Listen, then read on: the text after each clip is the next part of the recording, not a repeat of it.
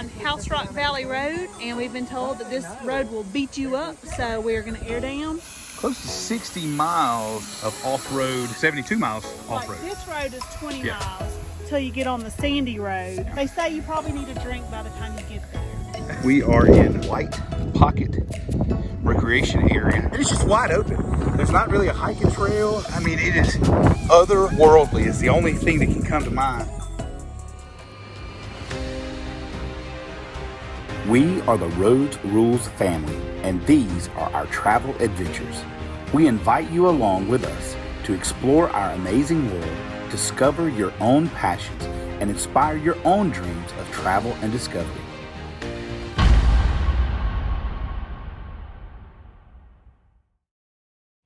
Riding the trails out here in Utah and the sand and rocks and things, it didn't take us long to realize we really needed a deflator to air down our tires to make a smoother ride, and an air compressor. So we got on Amazon. Jeff's had this in our cart for a while. Just took him a while to pull the trigger to finally order it. We finally got it in the mail. He bought a Viair air compressor and a Harami tire deflator kit. We're getting ready to head out to White Pocket. This will be our first time to use it. I don't think traction is going to be a problem out there. I mean, it's pretty sandy, so it might be a little bit of traction issue. This will certainly help get a flatter surface on the bottom of the tire. Mainly, these roads are rough. Yes. And so when you take your bang us tire, around. yeah, when you're off-road, you take your tire pressure down from 37, which is what I run in my Ridge Grappler, you take it down to 18 pounds, it's going to smoothen up that ride, and all those little bumps that you feel every single one of them and are jarring your back, it smooths them out a little bit better. So what I'm doing is I'm actually dialing the inflators in. There's 4 of them in the kit. They come preset to 14. I have 20-inch rims, and so I don't want to drop to 14. I'm afraid I'm going to pop my bead because I don't have bead locks. But I've got Ridge Grapplers, so I've got good tires, but I don't have a lot of rubber between my wheel and the surface. I'm going to hit around between 18 to 20 pounds of pressure is what I'm really trying to get to 18 pounds. I think that's going to be smooth, and I don't think I'm going to risk popping my bead on anything. The reviews on them were great. Well-built little apparatus, great air pressure gauge, came with a bunch of extra stuff. Anyway, I'll do a full review after I use them several times because I don't want to review something that I don't know about. But I'm excited. First time to ever air down on my Jeep off-roading. I mean, I've aired down in ATVs and Razors and whatnot, but I've never aired down my Jeep for off-roading because I've never off-roaded that much where I needed it. Pretty excited about it. It's all new experience. A boy and his toys.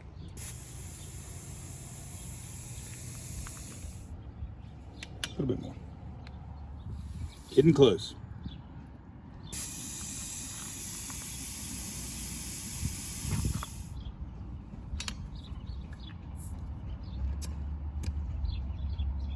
That is perfect.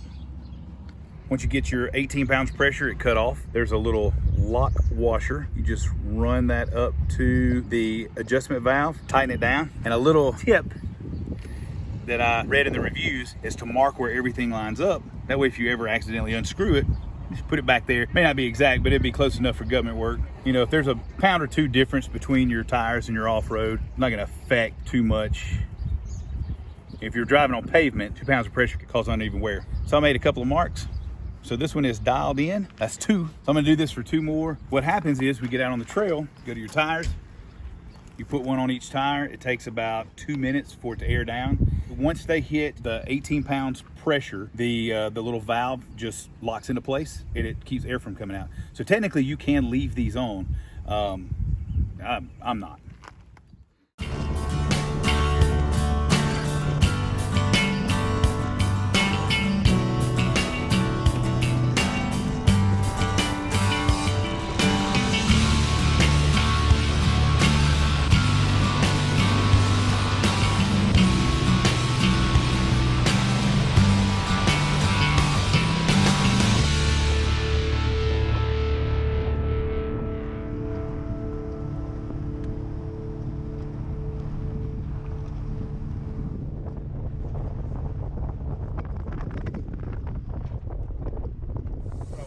We're headed to White Rock and time to air down. We're on House Rock Valley Road, and we've been told that this road will beat you up, so we're going to air down for the first time. Just excited. Go ahead and air down to 18 pounds. We've got about close to 60 miles, I believe, of off-road. Well, 16 was smooth, 36. It's 36 miles. 36 miles round trip, or just there? Just 36 miles there. Okay, so 72 miles Like off-road. this road is 20 Yeah. miles till you get on the sandy road. It takes like an hour and a half to do the sandy. Yeah. Yeah. Like it's crazy. They say We're airing down. They say you probably need a drink by the time you get there. That's what the paper said. Why didn't we air down our tires a long time ago? I've had my Jeep for a couple of years. I've gone off-roading quite a bit, but I've not done anything out west like this. So this is the first time I've ever aired down my tires to go off-road in my Jeep. And this road that we're on, we're gonna be on it for 20 Just miles. like washboard. It is washboard. We've been And fighting we this. have been on washboards and it knocked the mess out of I mean, us. we've been on tons of washboard roads. And I mean, it just beats the ever living spine out of you, jams your back. I mean, it really has some physical impact on you. I'm sitting now at 20 pounds per tire. It makes such a difference. I mean, it's still rough. It's a world of difference. But it takes the edge off of it.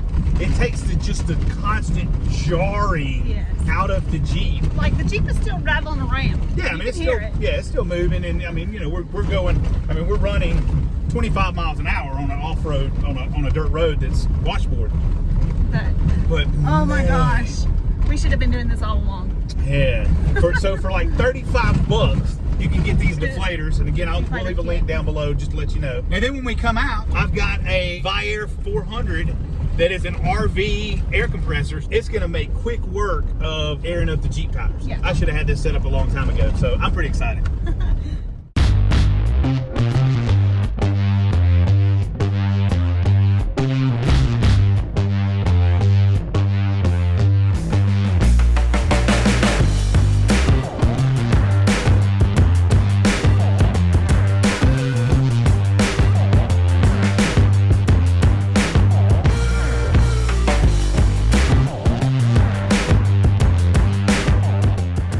So when you're out on the trail and you're riding, never take safety for granted. Speed, wheel placement, there's all kinds of things you need to think about. And I'm gonna show you why.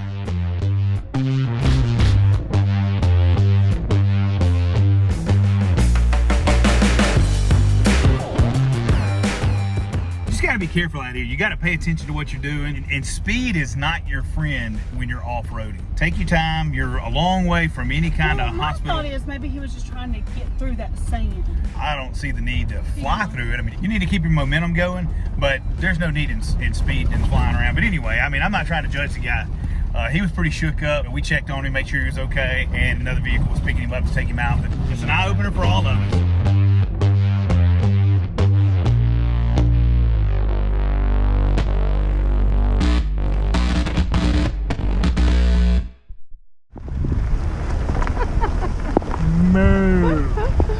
I mean, they have found the only piece of shade out here.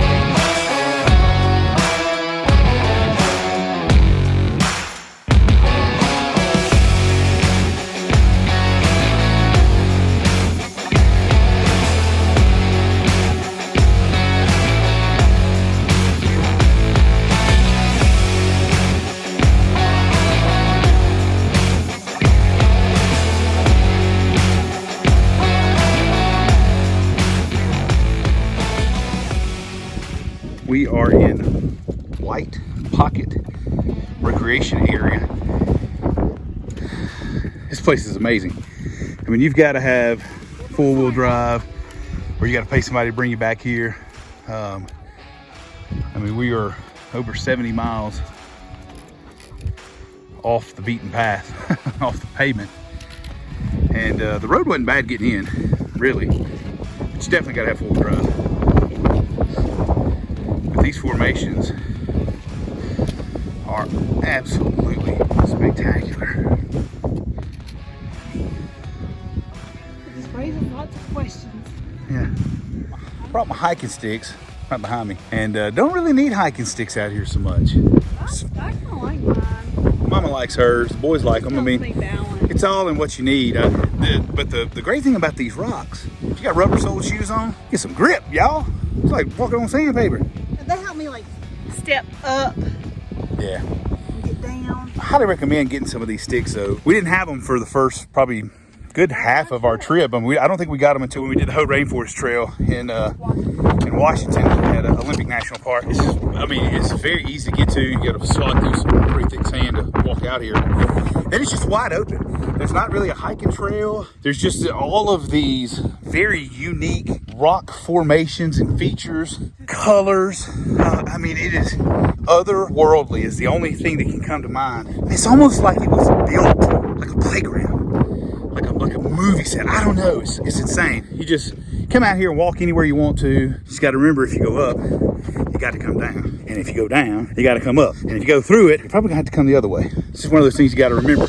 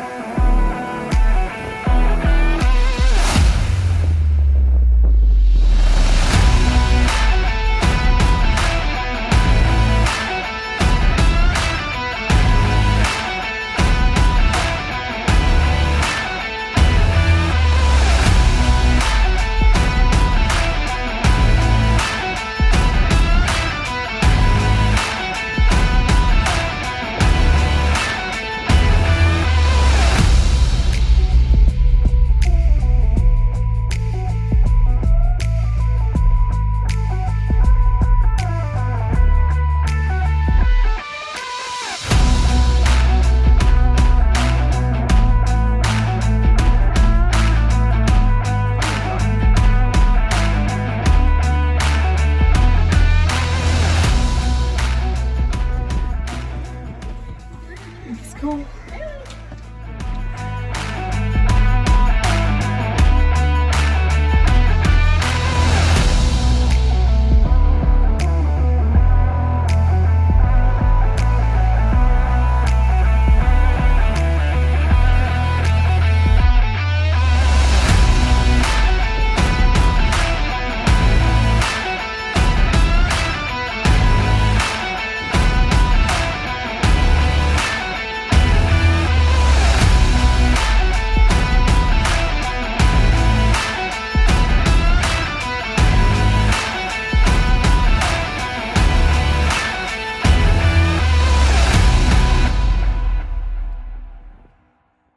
Words cannot describe a place like this. It's just something you have to experience. White pocket in the middle of the Vermillion Cliffs, which is in the middle of the Grand Staircase Escalante National Monument. This place is just incredibly unique. It rises out of the desert floor. It just wows you. I mean, it makes you wonder the processes that the earth underwent to form this. What did it used to look like? It's pretty cool.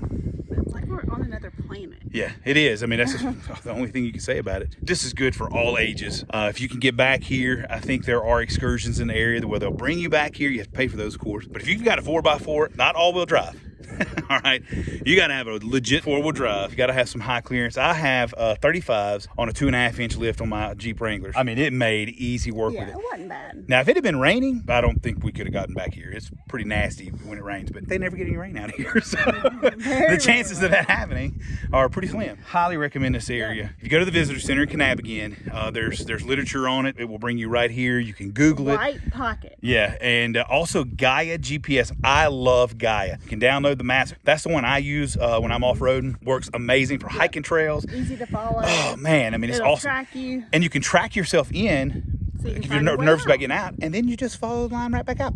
So it's pretty cool. This was a great last day here. Yeah.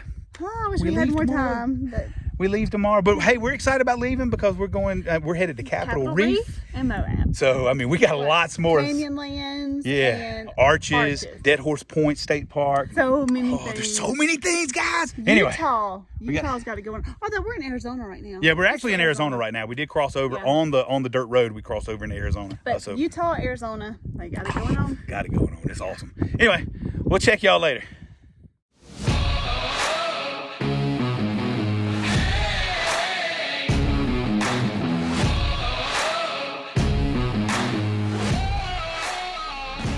Please be sure to like this video and subscribe to our Rhodes Rules channel. And always remember, life is a journey. You hold your map.